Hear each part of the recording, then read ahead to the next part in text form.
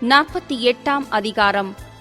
மோவாப்பை குறித்து இஸ்ரவேலின் தேவனாகிய சேனைகளின் கர்த்தர் சொல்லுகிறது என்னவென்றால், ஐயோ, நேபோ பாழாக்கப்பட்டது, கீரியாத்தாயிம் வெட்கப்பட்டு பிடிக்கப்பட்டு போயிற்று, மிஸ்காப் வெட்கப்பட்டு கலங்கி போயிற்று. எஸ்போனை குறித்து மோவாப்புக்கு இருந்த பெத்தரிக்கம் இனி இராது. அது ஒரு ஜாதியாயிராதபடிக்கு அதை நிர்மூலமாக்குவேன் வாருங்கள் என்று அதற்கு விரோதமாக பொல்லாப்பை நினைத்திருக்கிறார்கள். மத்மேனே, நீயும் சங்காரமாவாய், பட்டயம் உன்னை தொடரும். பாழ்கடிப்பினாலும் பெரிய நொறுக்குதலினாலும் உண்டாகிற கூப்பிடுதலின் சத்தம் ஒரணாயிமிலிருந்து கேட்கப்படும். மோவாப் நொறுங்குண்டது, அதிலுள்ள சிறுவர்கள் கூப்பிடும் சத்தம் கேட்கப்படுகிறது. லூகித்துக்கு ஏறிப்போகிற வழியிலே அழுகையின் மேல் அழுகை எழும்பும். ஒரணாயிமுக்கு இறங்கி போகிற வழியிலே நொறுக்குதல் செய்கிறதினால் உண்டாகிய கூக்குரலை சத்துருக்கள் கேட்கிறார்கள்.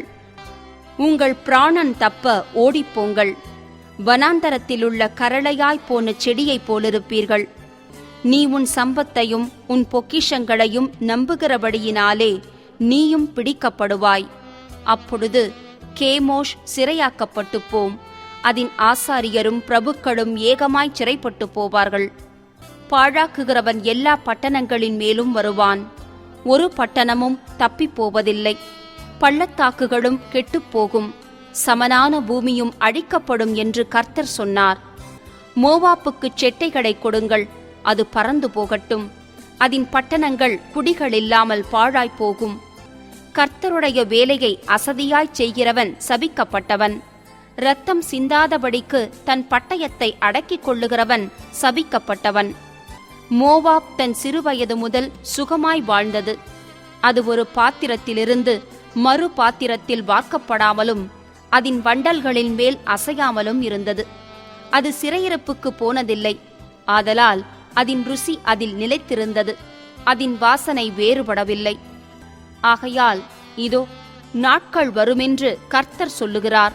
அப்பொழுது கவிழ்த்து போடுகிறவர்களை அதற்கு அனுப்புவேன். அவர்கள் அதை கவிழ்த்து அதன் பாத்திரங்களை வெறுமையாக்கி அதன் ஜாடிகளை உடைத்து போடுவார்கள். அப்பொழுது இஸ்ரவேல் சந்ததி தங்கள் நம்பிக்கையான பெத்தேலாலே வெட்கப்பட்டது போல மோவாப் கேமோஷாலே வெட்கப்படும். நாங்கள் பராக்கிரமசாலிகள் என்றும் நாங்கள் யுத்த சன்னத்தர் என்றும் நீங்கள் சொல்லுகிறதென்ன? மோவாப் அழிந்தது, அதன் பட்டணங்கள் எரிந்து போயின, அதன் திறமையுள்ள வாலிபர் கொலைக்களத்துக்கு இறங்குகிறார்கள் என்று சேனைகளின் கர்த்தர் என்னும் நாமமுள்ள ராஜா சொல்லுகிறார். மோவாப்பின் ஆபத்து வர சமீபமாயிருக்கிறது, அதன் தீங்கு மிகவும் தீவிரித்து வருகிறது. அதன் சுற்றுப்புறத்தாரும் அதன் பேரை அறிந்தவர்களுமாகிய நீங்கள் எல்லாரும் அதற்காக அங்கலாய்த்துக் கொள்ளுங்கள். பெலனான தடியும் அலங்காரமான கோலும் எப்படி உடைந்ததென்று சொல்லுங்கள். தீபோன் பட்டணவாசியான குமாரத்தியே, நீ உன் மகிமையை விட்டிறங்கி தாகத்தோடே உட்கார்ந்திரு. மோவாப்பை பாழாக்குகிறவன் உனக்கு விரோதமாய் வந்து உன் அரண்களை அழித்து போடுவான். ஆரோவேரில் குடியிருக்கிறவளே, நீ வழியிலே நின்று பார்த்து கொண்டிரு. நடந்ததென்னவென்று ஓடி வருகிறவனையும் தப்பி வருகிறவனையும் கேள். மோவாப் முறிய அடிக்கப்பட்டபடியினால் கலங்கி போயிற்று. அலறி கூப்பிடுங்கள், மோவாப் பாழாக்கப்பட்டதென்று அர்னோனில் அறிவியுங்கள்.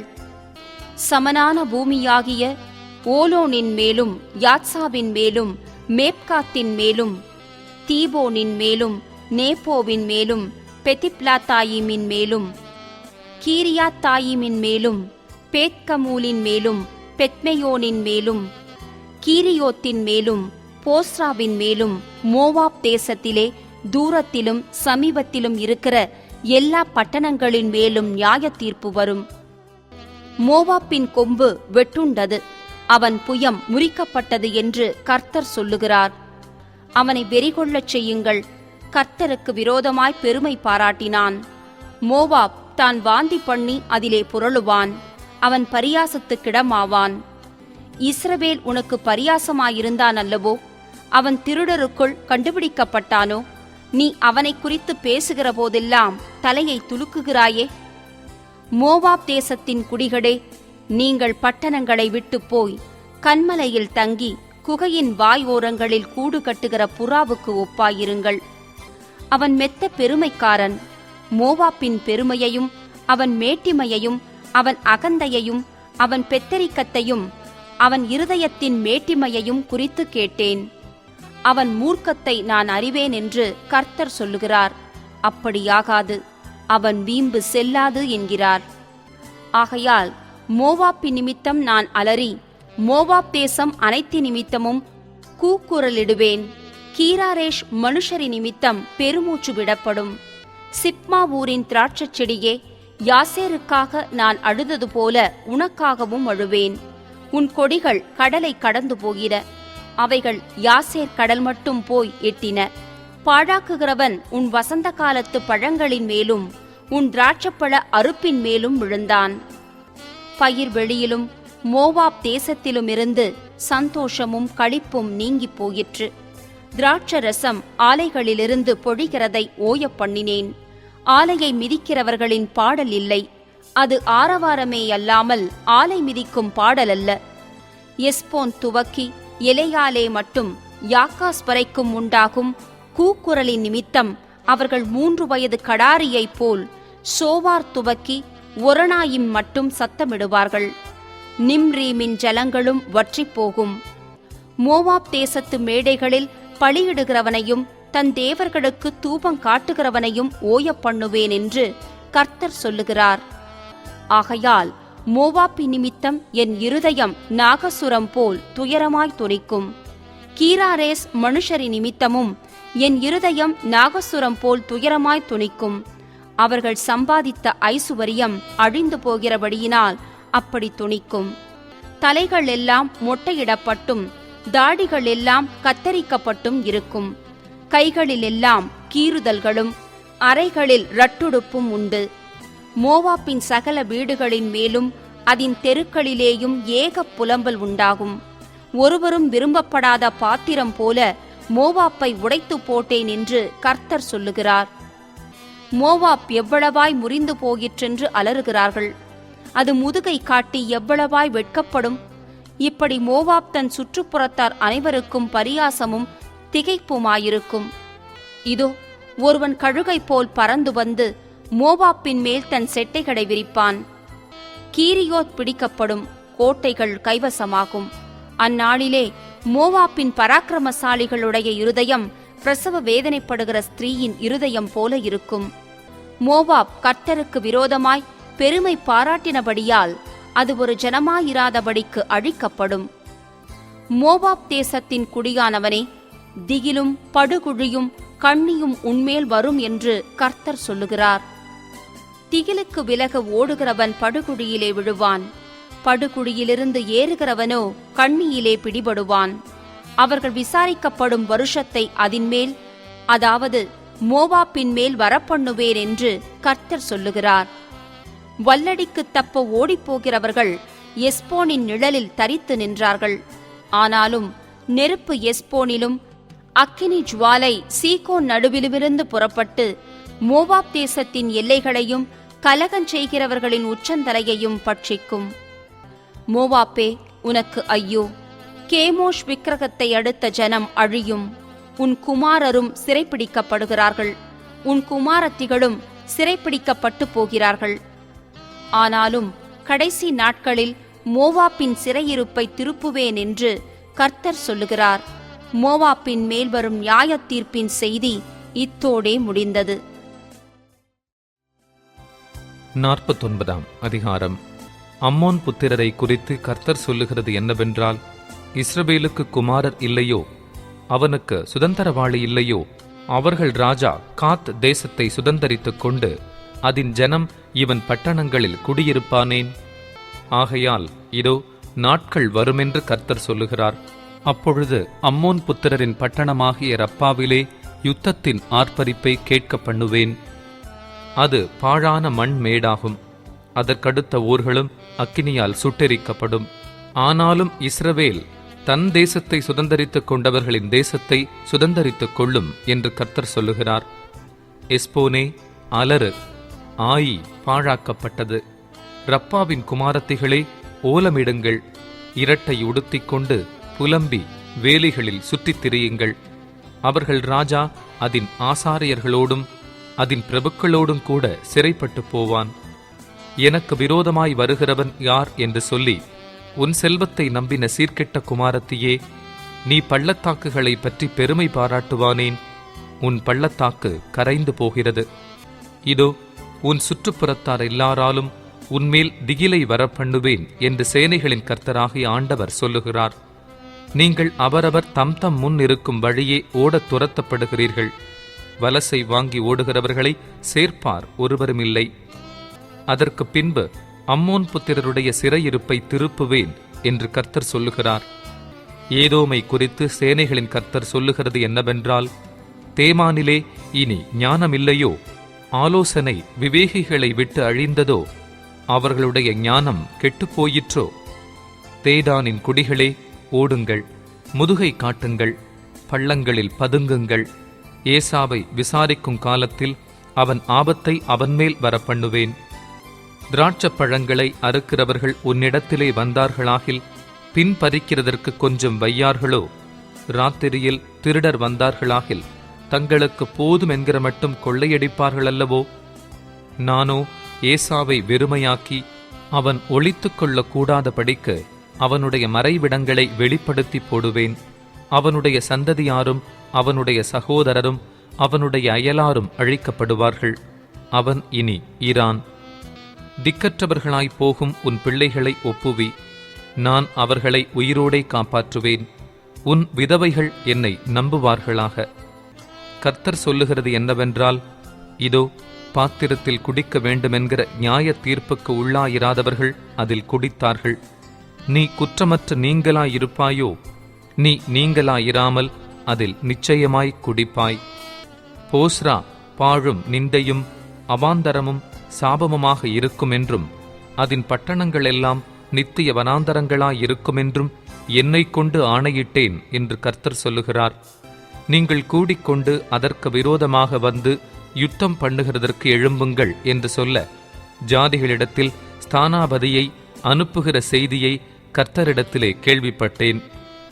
இதோ உன்னை ஜாதிகளுக்குள்ளே சிறியதும் மனுஷருக்குள்ளே அசட்டை பண்ணப்பட்டதுமாக்குகிறேன் என்கிறார். கன்மலை வெடிப்புகளில் வாசம் பண்ணி மேடுகளின் உச்சியை பிடித்திருக்கிறவனே, உன்னால் உன் பயங்கரமும் உன் இருதயத்தின் அகந்தையும் உன்னை மோசம் போக்கிற்று. நீ கழுகை போல் உயரத்தில் உன் கூட்டை கட்டினாலும் அங்கேயிருந்து உன்னை விழப்பண்ணுவேன் என்று கர்த்தர் சொல்லுகிறார். அப்படியே ஏதோம் பாழாகும். அதை கடந்து போகிறவன் எவனும் அதன் எல்லா வாதைகளின் நிமித்தமும் பிரமித்து ஈசல் போடுவான். சோதோமும் கொமோராவும் அவைகளின் சுற்றுப்புறங்களும் கவிழ்க்கப்பட்டது போல இதுவும் கவிழ்க்கப்படும் என்று கர்த்தர் சொல்லுகிறார். அங்கே ஒருவனும் குடியிருப்பதில்லை, அதில் ஒரு மனுபுத்திரனும் தங்குவதில்லை. இதோ புரண்டு ஓடுகிற யோர்தான் இடத்திலிருந்து சிங்கம் வருவது போல் பலவானுடைய தாபரத்துக்கு விரோதமாக வருகிறான். அவனை சடுதியிலே அங்கேயிருந்து ஓடிவர பண்ணுவேன். நான் அதற்கு விரோதமாய் கட்டளையிட்டு அனுப்ப தெரிந்து கொள்ளப்பட்டவன் யார்? எனக்கு சமானமானவன் யார்? எனக்கு மட்டுக்கட்டுகிறவன் யார்? எனக்கு முன்பாக நிலை நிற்கப் போகிற மேய்ப்பன் யார்? ஆகையால் கர்த்தர் ஏதோமுக்கு விரோதமாக யோசித்த ஆலோசனையையும் அவர் தேமானின் குடிகளுக்கு விரோதமாக நினைத்திருக்கிற நினைவுகளையும் கேளுங்கள். மந்தையில் சிறியவர்கள் மெய்யாகவே அவர்களை பிடித்தெழுப்பார்கள். அவர்கள் இருக்கிற தாவரங்களை அவர் மெய்யாகவே பாழாக்குவார். அவைகளுக்குள் இடிந்து விழும் சத்தத்தினாலே பூமி அதிரும். கூக்குரலின் சத்தம் சிவந்த சமுத்திரம் மட்டும் கேட்கப்படும். இதோ ஒருவன் கழுகை போல எழும்பி பறந்து வந்து தன் செட்டைகளை போஸ்ராவின் மேல் விரிப்பான். அந்நாளிலே ஏதோமுடைய பராக்கிரமசாலிகளின் இருதயம் பிரசவ வேதனைப்படுகிற ஸ்திரீயின் இருதயம் போல இருக்கும் என்கிறார். தமஸ்குவை குறித்து சொல்வது, ஆமாத்தும் அர்பாத்தும் கலங்குகிறது. பொல்லாத செய்தியை அவர்கள் கேட்டபடியினால் கரைந்து போகிறார்கள். சமுத்திரத்தோரமாய் சஞ்சலம் உண்டு, அதற்கு அமைதலில்லை. தமஸ்கு தளர்ந்து போம், புறங்காட்டி ஓடிப்போம். திகில் அதை பிடித்தது. பிரசவ ஸ்திரீயைப் போல இடுக்கமும் வேதனைகளும் அதை பிடித்தது. சந்தோஷமான என் ஊராகிய அந்த புகழ்ச்சியுள்ள நகரம் தப்பவிடப்படாமற் போயிற்றே. ஆதலால் அதன் வாலிபர் அதன் வீதிகளில் விழுந்து யுத்த மனுஷர் எல்லாரும் அந்நாளிலே சங்காரமாவார்கள் என்று சேனைகளின் கர்த்தர் சொல்லுகிறார். தமஸ்குவின் மதில்களில் தீ கொளுத்துவேன், அது பெனாதாத்தின் அரமனைகளை பட்சிக்கும் என்கிறார். பாபிலோன் ராஜாவாகிய நேபுகாத் நேச்சார் முறியடிக்கும் கேதாரையும் காட்சோருடைய ராஜ்யங்களையும் குறித்து கர்த்தர் சொல்லுகிறது என்னவென்றால், எழுப்பி கேதாருக்கு விரோதமாக போய் கீழ்திசை புத்திரரை பாழாக்குங்கள். அவர்களுடைய கூடாரங்களையும் அவர்களுடைய மந்தைகளையும் வாங்கி அவர்களுடைய திரைகளையும் அவர்களுடைய எல்லா தட்டுமுட்டுகளையும் அவர்களுடைய ஒட்டகங்களையும் தங்களுக்கென்று கொண்டு போய் எத்திசையும் பயம் என்று சொல்லி அவர்கள் மேல் ஆர்ப்பரிப்பார்கள். காட்சோரின் குடிகளே, ஓடி தூரத்தில் அலையுங்கள், பள்ளத்தில் ஒதுங்கி பதுங்குங்கள் என்று கர்த்தர் சொல்லுகிறார். பாபிலோன் ராஜாவாகிய நேபுகாத் நேச்சார் உங்களுக்கு விரோதமாக ஆலோசனை செய்து உங்களுக்கு விரோதமாக உபாயங்களை சிந்தித்திருக்கிறான். அஞ்சாமல் நிர்விசாரமாய் குடியிருக்கிற ஜாதிக்கு விரோதமாக எழும்பி போங்கள் என்று கர்த்தர் சொல்லுகிறார். அதற்கு வாசல்களும் இல்லை, தாழ்பாள்களும் இல்லை. அவர்கள் தனிப்பட தங்கியிருக்கிறார்கள். அவர்களுடைய ஒட்டகங்கள் கொள்ளையும் அவர்களுடைய ஆடு மாடுகளின் ஏராளம் சூறையுமாகும். நான் அவர்களை சகல திசைகளுமான கடையாந்தர மூலைகளில் இருக்கிறவர்களிடத்துக்கு சிதறடித்துவிட்டு அதனுடைய சகல பக்கங்களிலுமிருந்து அவர்களுக்கு ஆபத்தை வரப்பண்ணுவேன் என்று கர்த்தர் சொல்லுகிறார். ஆத்சோர் வலு சர்ப்பங்களின் தாவரமாகி என்றென்றைக்கும் பாழாய் கிடக்கும். ஒருவனும் அங்கே குடியிருப்பதில்லை, ஒரு மனு புத்திரனும் அதிலே தங்குவதுமில்லை என்கிறார்.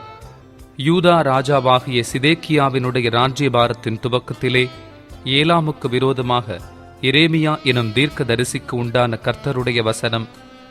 சேனைகளின் கர்த்தர் சொல்லுகிறது என்னவென்றால், இதோ நான் ஏலாமின் வில்லென்னும் அவர்களுடைய பிரதான வல்லமையை முறித்து போட்டு வானத்தின் 4 திசைகளிலுமிருந்து 4 காற்றுகளை ஏலாமின் மேல் வரப்பண்ணி அவர்களை இந்த எல்லா திசைகளிலும் சிதறடிப்பேன்.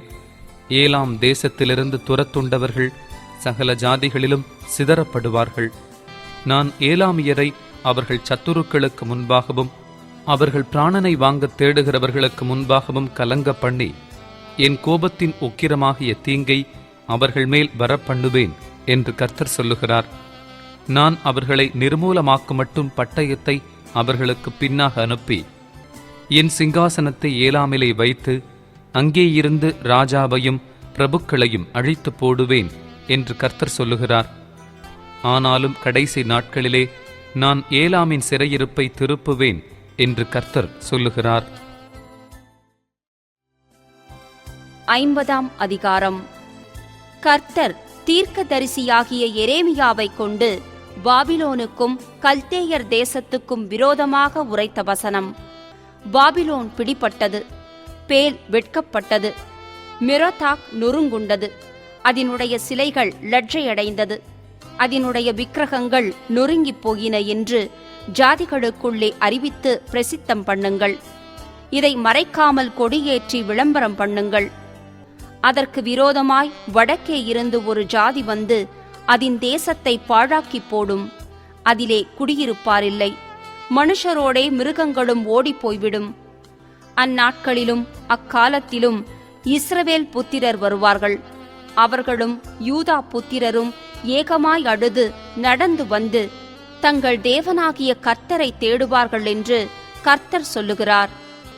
மறக்கப்படாத நித்திய உடன்படிக்கையினால் நாம் கர்த்தரை சேர்ந்து கொள்வோம் வாருங்கள் என்று சீயோனுக்கு நேராய் முகங்களை திருப்பி சீயோனுக்கு போகிற வழி எதுவென்று கேட்டு விசாரிப்பார்கள். என் ஜனங்கள் காணாமற் போன ஆடுகள், அவர்களுடைய மேய்ப்பர்கள் அவர்களை சிதற பண்ணி பர்வதங்களில் அலைய விட்டார்கள்.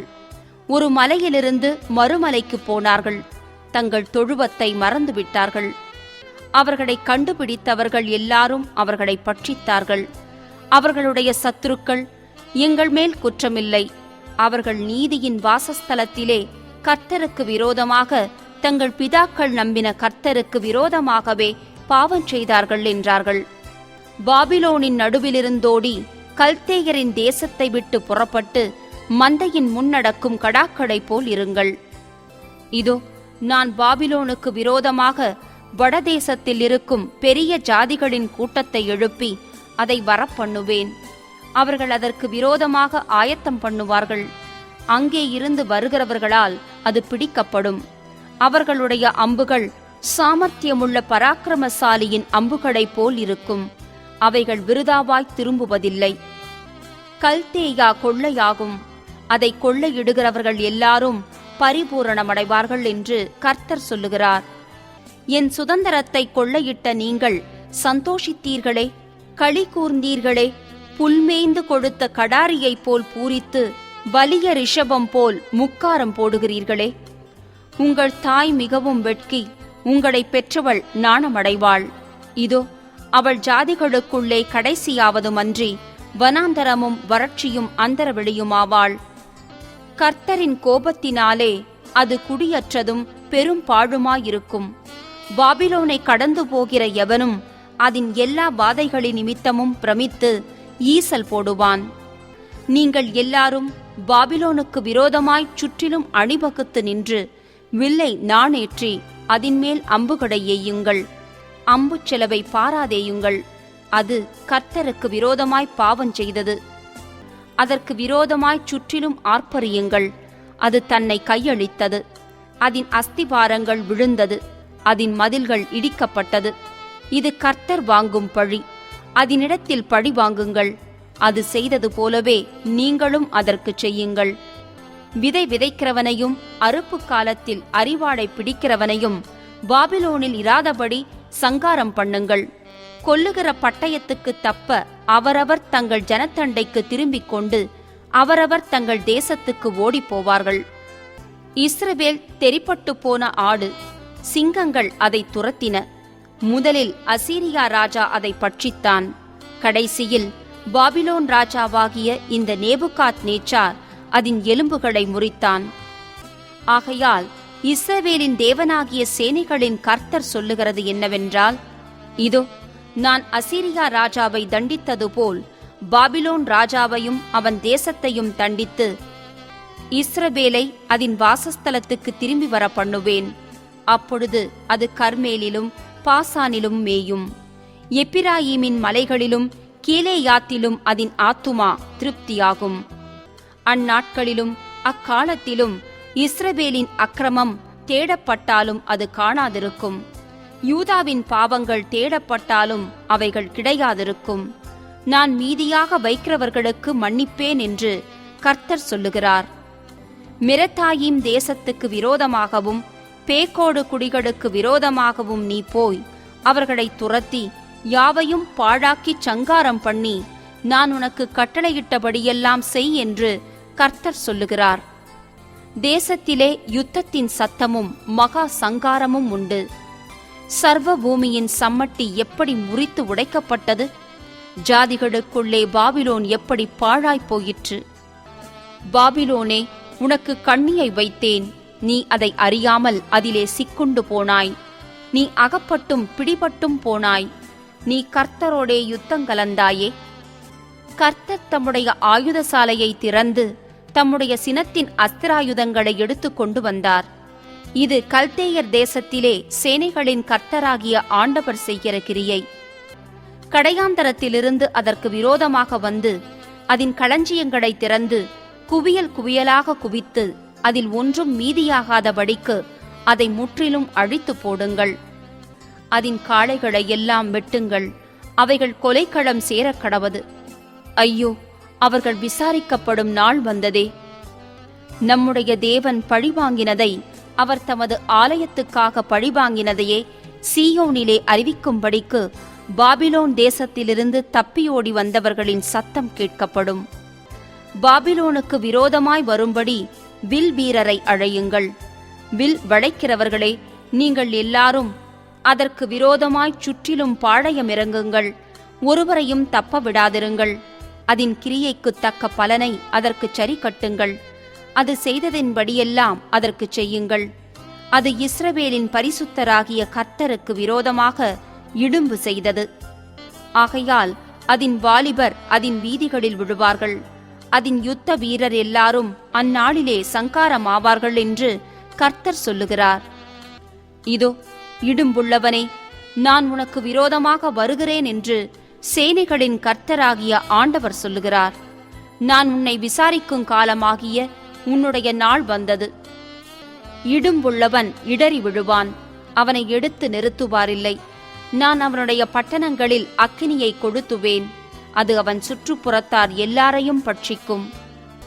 சேனைகளின் கர்த்தர் சொல்லுகிறது என்னவென்றால், இஸ்ரவேல் புத்திரரும் யூதா புத்திரரும் ஏகமாய் ஒடுங்குண்டார்கள். அவர்களை சிறையாக்கின யாவரும் அவர்களை விடமாட்டோம் என்று கெட்டியாய் பிடித்து கொண்டார்கள். அவர்களுடைய மீட்பரோவெனில் வல்லமையுள்ளவர், சேனைகளின் கர்த்தர் என்பது அவருடைய நாமம். தேசத்தை இளைப்பாற பண்ணுவதற்கும் பாபிலோன் குடிகளை தத்தளிக்க பண்ணுவதற்கும் அவர்களுடைய வழக்கை அவர் நடத்துவார். பட்டயம் கல்தேயர் மேலும் பாபிலோன் குடிகள் மேலும் அதனுடைய பிரபுக்கள் மேலும் அதனுடைய ஞானிகள் மேலும் வருமென்று கர்த்தர் சொல்லுகிறார். பட்டயம் பொய்களை பிணைக்கிறவர்கள் மேலும் வரும், அவர்கள் பைத்தியக்காரராவார்கள். பட்டயம் அதன் பராக்கிரமசாலிகள் மேலும் வரும், அவர்கள் கலங்குவார்கள். பட்டயம் அதன் குதிரைகள் மேலும் அதன் ரதங்கள் மேலும் அதன் நடுவில் இருக்கிற பல ஜாதியான ஜனங்கள் யாவர் மேலும் வரும், அவர்கள் பேடிகளாவார்கள். பட்டயம் அதன் பொக்கிஷங்களின் மேல் வரும், அவைகள் கொள்ளையாகும். வறட்சி அதன் தண்ணீர்கள் மேல் வரும், அவைகள் வறண்டு போம். அது விக்கிரக தேசம், அருக்களிப்பான சிலைகளின் மேல் மனமயங்கியிருக்கிறார்கள். ஆகையால் காட்டு மிருகங்களும் ஓரிகளும் அதிலே குடியிருக்கும், கோட்டான்கள் அதிலே தங்கும். இனி என்றென்றைக்கும் அது குடியேற்றப்படுவதில்லை. தலைமுறை தலைமுறையாக ஒருவரும் அதில் சஞ்சரிப்பதுமில்லை. தேவன் சோதோமையும் கொமோராவையும் அதன் சுற்றுப்புறங்களையும் கவிழ்த்து போட்டது போல இதையும் கவிழ்த்து போடுவேன் என்று கர்த்தர் சொல்லுகிறார். ஒருவரும் அதில் குடியிருப்பதில்லை, ஒரு மனுபுத்திரனும் அதில் தங்குவதுமில்லை. இதோ, வடக்கே இருந்து ஒரு ஜனமும் பெரிய ஜாதியும் வரும். பூமியின் எல்லைகளிலிருந்து பலத்த ராஜாக்கள் எழும்புவார்கள். அவர்கள் வில்லும் வேலும் பிடித்து வருவார்கள். அவர்கள் இரக்கமில்லாத கொடியர். அவர்கள் இரைச்சல் சமுத்திர இரைச்சல் போல் இருக்கும். பாபிலோன் குமாரத்தியே, அவர்கள் உனக்கு விரோதமாக யுத்தத்துக்கு ஆயத்தப்பட்ட ஆட்களாய் குதிரைகளின் மேல் ஏறி வருவார்கள். அவர்கள் வருகிற செய்தியை பாபிலோன் ராஜா கேட்கையில் அவன் கைகள் தளரும். இடுக்கமும் பிரசவ வேதனைப்படுகிறவளுக்குண்டாகும் வேதனையைப் போன்ற வேதனையும் அவனை பிடிக்கும். இதோ, புரண்டு ஓடுகிற யோர்தானிலிருந்து சிங்கத்தைப் போல் பலவானுடைய தாபரத்துக்கு விரோதமாக வருகிறான். அவனை அங்கே இருந்து சடிதியிலே ஓடிவர பண்ணுவேன். நான் அதற்கு விரோதமாக கட்டளையிட்டு அனுப்ப தெரிந்து கொள்ளப்பட்டவன் யார்? எனக்கு சமானமானவன் யார்? எனக்கு திட்டஞ்சொல்பவன் யார்? எனக்கு முன்பாக நிற்கப் போகிற மேய்ப்பன் யார்? ஆகையால் கர்த்தர் பாபிலோனுக்கு விரோதமாக யோசித்த ஆலோசனையையும் அவர் கல்தேயர் தேசத்துக்கு விரோதமாக நினைத்திருக்கிற நினைவுகளையும் கேளுங்கள். மெய்யாகவே மந்தையில் சிறியவர்கள் அவர்களை பிடித்தெடுப்பார்கள். மெய்யாகவே அவர்கள் இருக்கிற தாவரங்களை அவர் பாழாக்குவார். பாபிலோன் பிடிபட்டதின் சத்தத்தினால் பூமி அதிரும், அதன் கூப்பிடுதல் ஜாதிகளுக்குள்ளே கேட்கப்படும்.